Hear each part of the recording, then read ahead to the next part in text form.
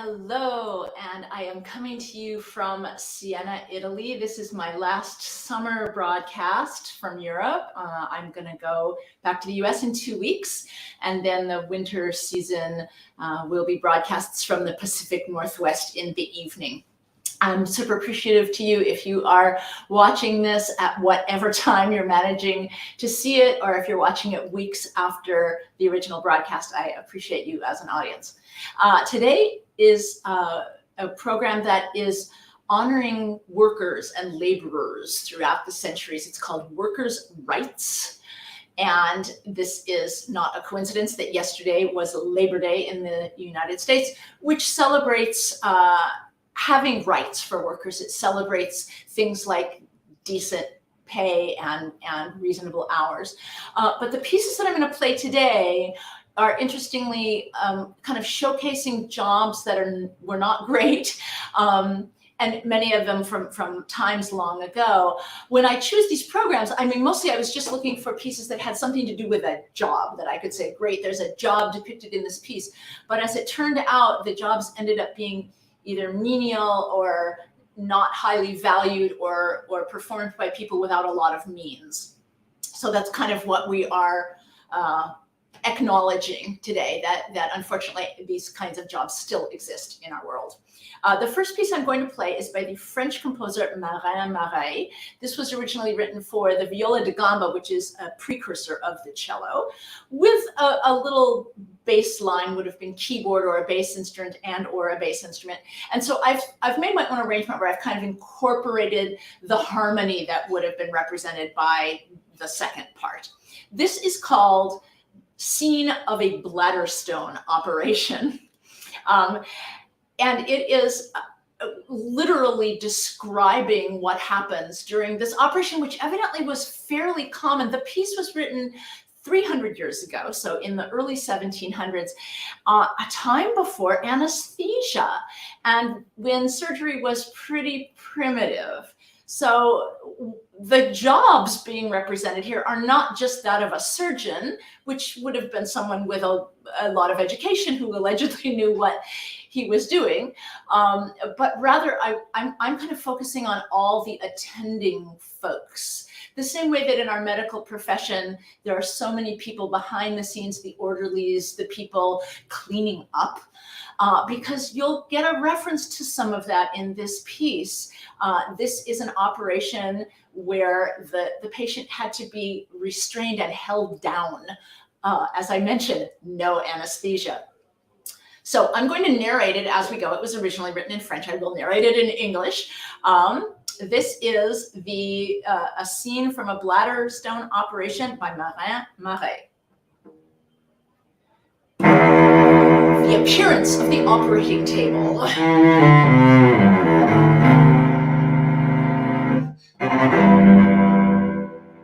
Trembling at seeing it. Determination to mount it.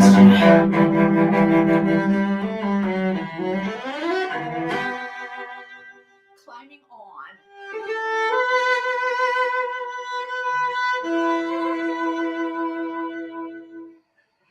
Descent of the apparatus.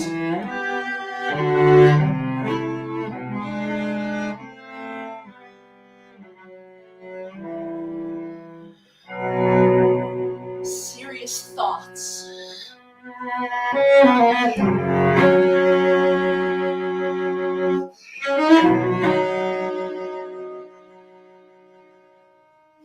Knotting the silk restraints for arms and legs.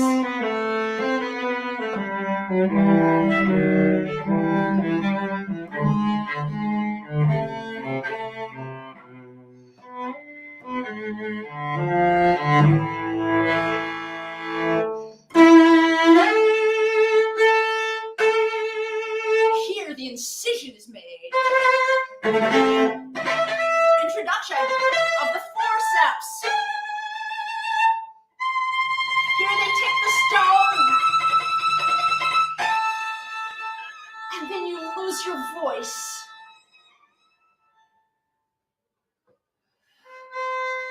The blood is flowing.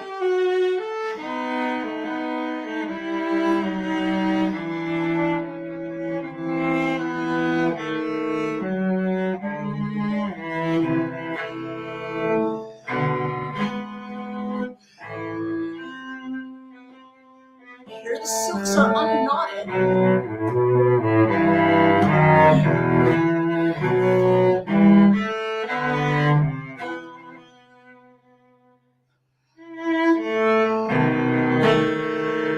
Then you are taken to bed.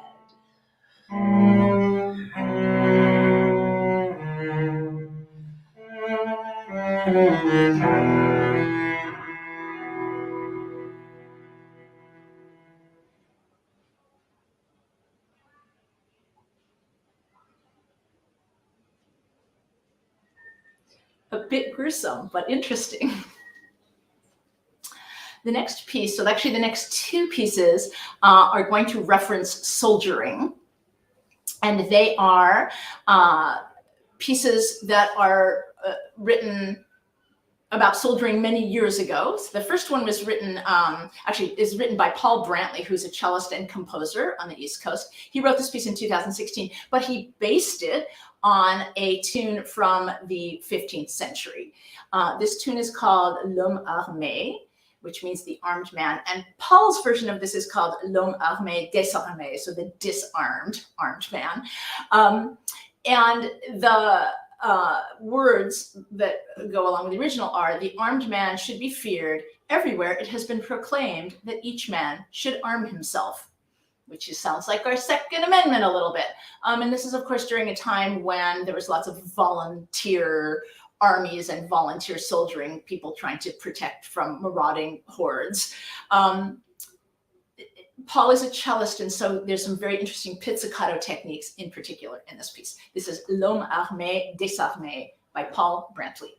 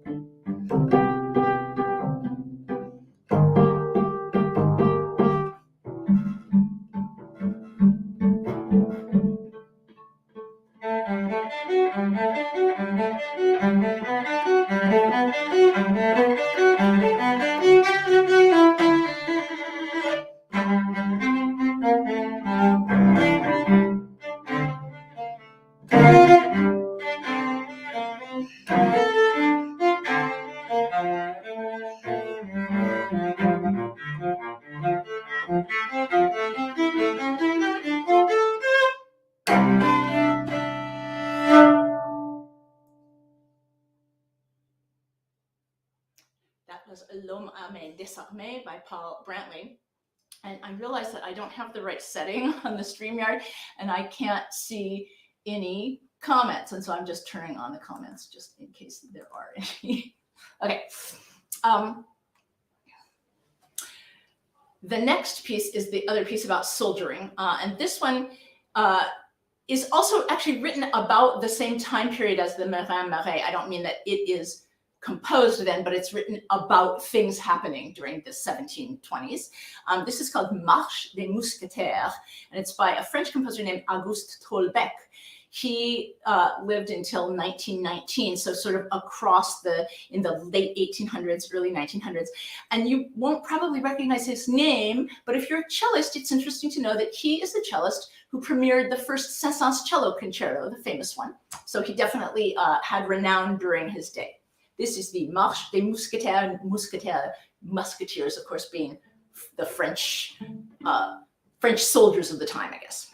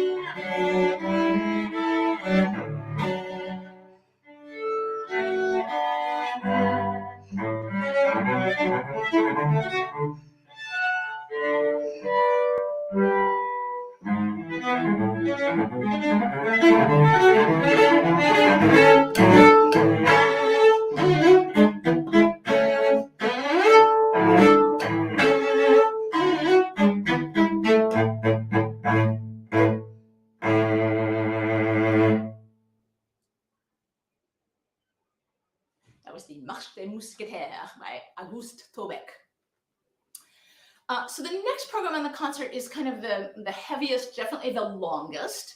This is variations on the very famous song, the Volga Boatmen, which is a Russian folk song kind of unknown origin. And it was put into a book of folk songs in the 1860s and became very renowned, I guess, in the 20th century, early 20th century, by a bass named Chaliapin, who Russian bass, who sang it a lot. Even if you can't recall it exactly, you know it, I'm sure. The English words are yo heave ho, etc. It is a song about a horrible job, actually, about barge haulers on the Volga River. And I'm sure there were barge haulers in other places, but this song is specifically about that. These guys were called burlak, is the word in Russian. And it comes from a Tatar word literally meaning homeless. So these guys were really penniless men, they did not use women to do this barge hauling, who were unskilled labor in a society that of serfs and peasants. But like for 400 years, these guys hauled barges in teams. So if you've seen the publicity for this concert, the front of the program, go look at it another time. It's the famous painting by Ilya Repin about the Volga Boatmen, and you can just see how miserable they are. And it's cold in Russia, muddy on banks of rivers. So this is just a super miserable job. The set of variations that I'm going to play are by a Danish composer named Niels Viggo Bentzen, and I definitely never heard of him. He wrote a lot of things. His catalog has like 650 pieces in it or something like that. And he was quite renowned in Denmark during his time.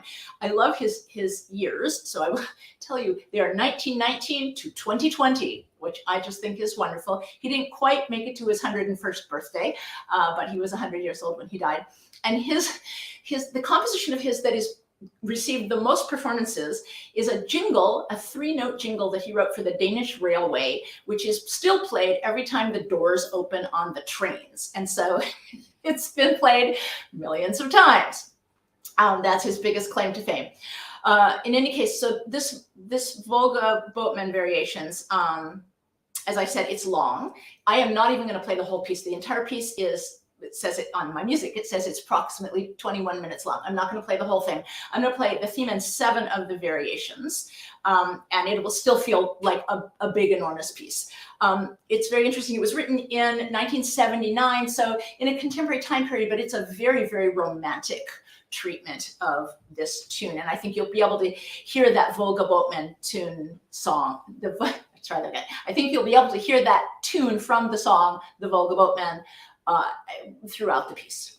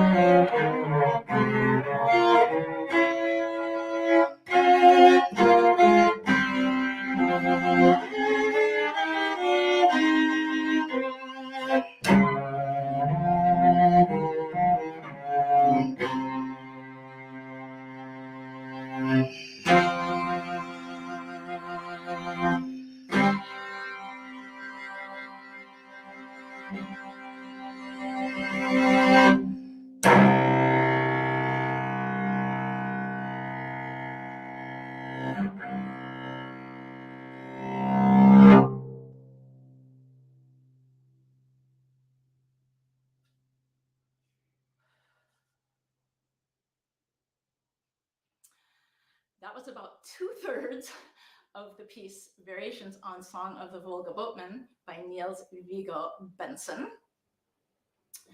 I need just a moment before I play the next piece.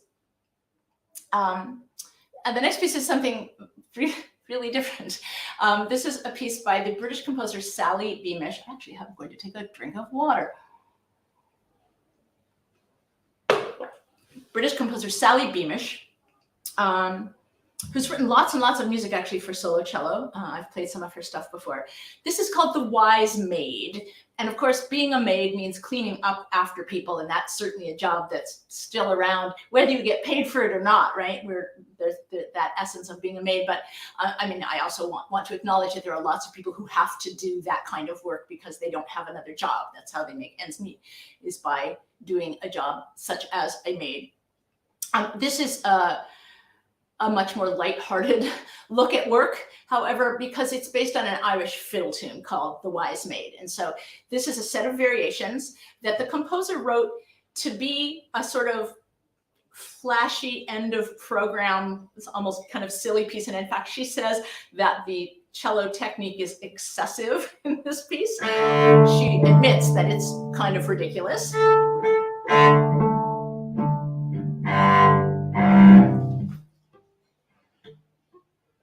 So this is The Wise Maid by Sally Beamish.